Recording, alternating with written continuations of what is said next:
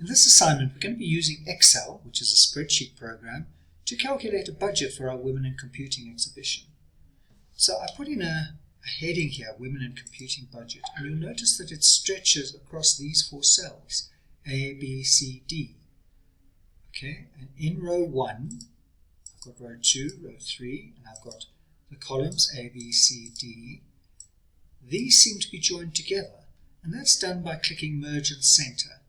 If I unmerge that, you'll notice that there are 3 separate cells, but I want to join that heading together to make a heading row. And I could make it bold, and I could make it a little bit bigger. Heading should be a little bit bigger, and I could shade it by giving it a light shading. That way it kind of stands out. Format your spreadsheet to look pleasing to you. You'll notice I've also joined income and expenditure here. They were separate cells, but I've clicked Merge and Center to put them together. And the reason for that is I'm going to be totaling up how much income, my total income, and how much expenditure, and then working out income minus expenditure, whether I have a surplus or deficit for my budget. So the way it works in a spreadsheet is I'm going to be typing in here where I'm getting my income from. So the first one is that the IT department has given us a budget of 500 Rand to spend. And you'll notice I typed in 500, but it became R500. That's because it's formatted as currency. And I'll show you how to do that in a moment. But we also need a cake sale to raise some extra, because 500 is not going to be enough. And we did our cake sale, and we managed to raise 196 Rand, 0.78 cents. And you'll notice that didn't go to R. I typed in 500, you can see it over here, but it changed to R. And that's because it formatted as currency. Whereas this cell, it just says 196.78. It hasn't formatted as Rand. I need to format it as Rand. But let's find out, is that our total income? By the way, I should probably just give that a little bit of formatting as well. And I think this whole row, I'm going to shade that, make it bold. And if I go click between the A and the B at the top here, you'll notice it comes to the size of the widest label. These are called labels. Department budget, cake sale. Is there somewhere else where I'm getting the money from? Well, not at the moment. Then the expenditure. Well, what are we spending it on? Well, we need to print the posters. So we've got a printing budget, and we've costed that, and it's going to cost 250 Rand, about. It might cost a little more or a little bit less, but at this point, we think it's 250 Rand. By the way, I can just select that, make that bold as well, and give that some shading. I think the whole budget looks quite nice that way. And I can grey that out because there's going to be nothing there. So, in fact, I could join these cells together by clicking Merge. Well, I think it looks nice. Okay, what else do we need? Well, the guests are going to come up into the realm, and we need to offer them some refreshments. And we thought tea and biscuits would be appropriate. And we've costed that with Freedom, and they say they're going to charge us 450 Rand for that. Is there anything else we need to spend money on? Well, we've got the network for the computers are all set up. The computers are already here. But there's advertising. So we need some advertising to put some flyers around the school. And we reckon that's going to cost us about 120 Rand to put that together. Is there anything else? Well, I can't think of anything else at the moment. So you'll notice I've got lots of blank spaces here and here. This is so that I can add things on as they occur. I don't want to go and have to add in extra lines if I suddenly find I've got to spend more money or I get some more income coming in. Well, this all has to be formatted as currency, right? It can't just be numbers, it must format as Rand.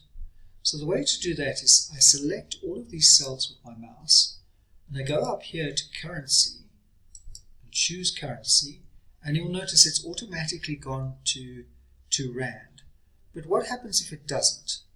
Well, I can click here on this little money symbol, and if Rand English is there, I could change it to that if I wanted it in US dollars, or I would have to click on more accounting formats and then go in, and under symbol I'd have to go in and find Rand. So it's, there we go, Rand, Sesotho, why has it got all, well, that depends on the dictionaries. So we know we've got the English dictionary loaded on Excel, so that's why I choose English South Africa. It's going to 2 decimal places because it needs to show cents as well. And I click OK, and you'll notice that all of these are now showing as money. And I can do the same over here. Remember, the expenditure and the surplus deficit is also money. So I need to change it under number from general to currency and just make sure it's Rand English. Oh my God, what's happened here? Do you notice that as I hover my mouse, it says it's 250 Rand, but it's showing hash, hash, hash. The reason is simply that there's not enough space in this column to show the amount. So I just need to go there, just behind the D, just before the E, when my cursor changes into a line with 2 arrows, and I go click, click, then it widens for the biggest number. So I've now got all of this formatted as currency. If I wanted to format something as percentage, for example, I would use that. And I would use these ones to increase the decimal places or decrease the number of decimal places that show. Okay, my income. I need to total up my income now. So I go into next to where it says total income, and I want to add up this column. So I could say equals 500 plus 196.78 equals starts any formula or function. It tells the computer it's not text, it's not a number that I'm entering. I wanted to do that calculation, add the 500 and the 196. And when I enter it, it comes to 696.78. But actually, the department comes back to me and says, we found an extra 50 Rand for you. So it's now 550. So I've updated it here, but here it's still saying 500. Never do that. Never type in the numbers. The computer operates as a calculator. So I'm just deleting that. We could say equals that cell there plus that cell there.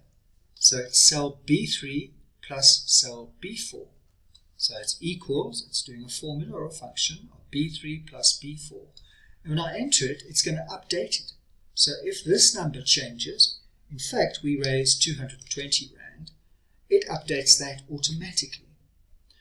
But what if I go and I add another fundraising initiative? So someone came up with a bright idea of printing t-shirts and selling them. So we've now got a t-shirt initiative, and we managed to raise 600 Rand for that. It's not showing here. I'd have to go and edit this. That's not the way to do it either. What I want to do is I want to add up whatever is in this column. Whether I add new things or not, it must always add up. And the way to do that is over here where it says AutoSum. So it's all the way over on the editing tab. I go to AutoSum, and you'll notice I've got some predefined functions here. Sum, average, count the numbers, find the highest number, find the lowest number. So sum means, that's right, adding up. So I want to add up this column. So I go to where I want the number to appear, next to total income. I go to AutoSum. I want to find the average. I don't want to count how many numbers there are, find the highest or the lowest, or other functions that are available. I want a sum. I want to find out what they add up to. So I click on sum, and it's suggesting B3 all the way to B13. So you might think I don't want all of those, but what if you add extra? So use all that space. So now all I do is I press enter. Don't click anywhere else. If you click anywhere else, it's going to mess it up. So it's saying it's going to sum up, and then in brackets it says all the cells between B3 and B13. That's what I want, so I go enter. And hash, hash, hash, you know what to do, don't you? Just go between the B and the C, go click, click. Query, I've got 1,370 Rand to spend on this exhibition. I think the refreshments, I can go full on eats. They also quoted me 1,500 Rand. Let's see if I can afford that one. So I go to work out the total expenditure. I do exactly the same thing. Go to my AutoSum. I want to sum up the column, and it's saying D3, because I'm in the D column, to D13. That's exactly what I want. If it was saying what I didn't want, I would just go and select with my mouse and then go enter. Uh-oh, I've got 1,300, I'm spending 1,800. Doesn't sound good to me. Well, under surplus deficit, what I want to do is I need to work out what's the difference between these two.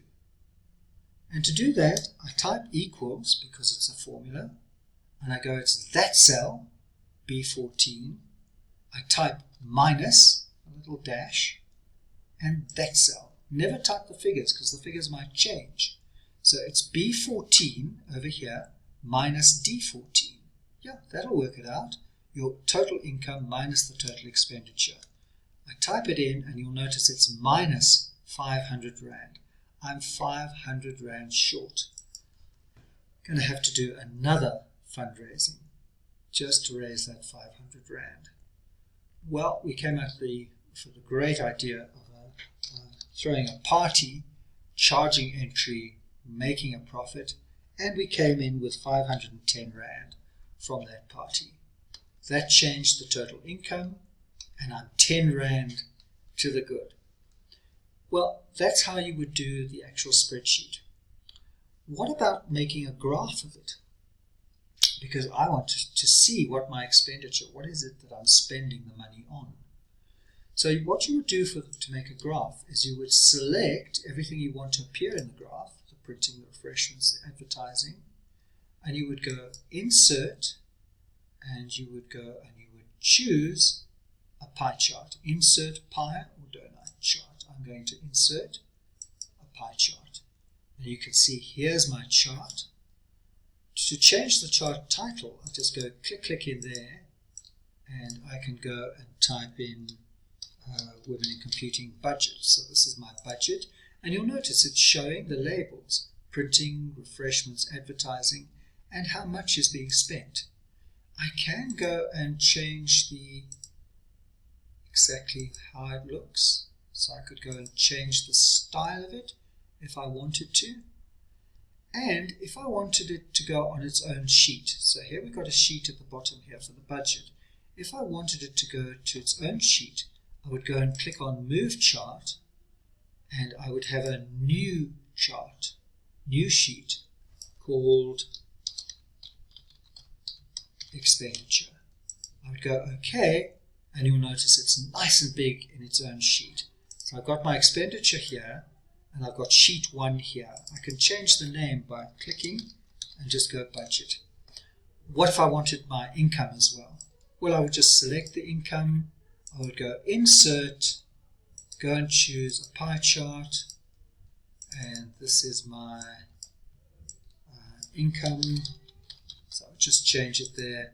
And again, I could give it a style, go up, top right hand corner, click Move Chart, and I would just call it income, and it goes into its own chart, and I can change the style if I want.